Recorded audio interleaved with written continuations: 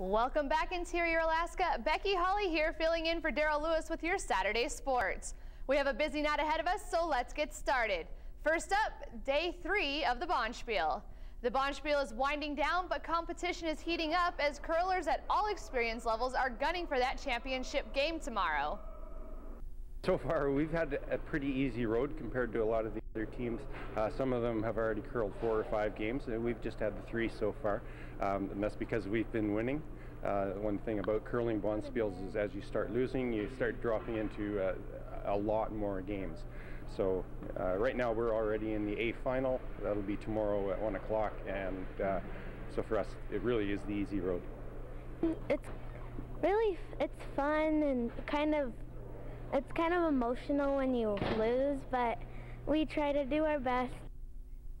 The Bonspiel is still running around the clock. There is live music and dancing tonight at the Fairbanks Curling Club. If you want to have a good time, just go ahead and show up and support your favorite curlers. The final game is tomorrow at 2 p.m. Wild ride for the Dogs last night. What seemed to be a tight game after one period soon turned into a game of domination by our Dogs. The Brown Bears may have had the Dogs' number in the first period, but the floodgates opened after the break, and the Dogs poured on 3 more goals in the second and added salt to the wound by tagging on 1 more goal in the third. The Dogs clearly dominated the game and are so far leading the playoff series against the Kenai Brown Bears. Well, I definitely think, you know, if we were playing anyone in our division or in the North American Hockey League, I'd hope we'd be confident. I like our team. I like what we've done all season. And, you know, it's a new season now, and all those games don't matter. But at the same point, we know that we've had success against them in the past, and look forward to doing that in the first round.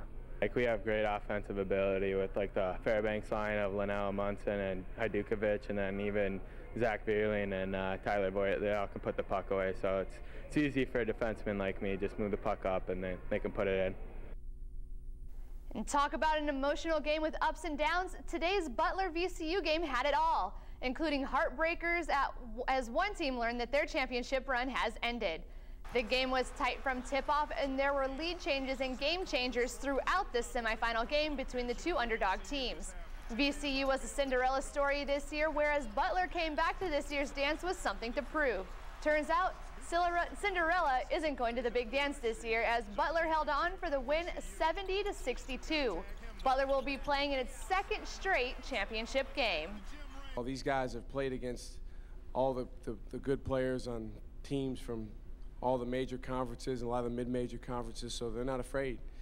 And we went out there and we outplayed 5 BCS teams we played in the NCAA tournament. So did, you know, Butler has done that now. So it just shows, you know, when you have a good program and you've got a senior-laden team, you got a chance to win. The Interior Dog Freight Association held its annual weight poll earlier today. Dogs of all shapes and sizes competed to find out who the strongest canine on the day was. I had the chance to get down there and talk with some of the fans and competitors. It's a lovely day. I love dogs. I watched the weight pool a couple of weeks ago, and I just love it. Very interesting, and the dogs are great. It was a bright and oddly warm feeling 30 degrees this afternoon during the annual weight pool.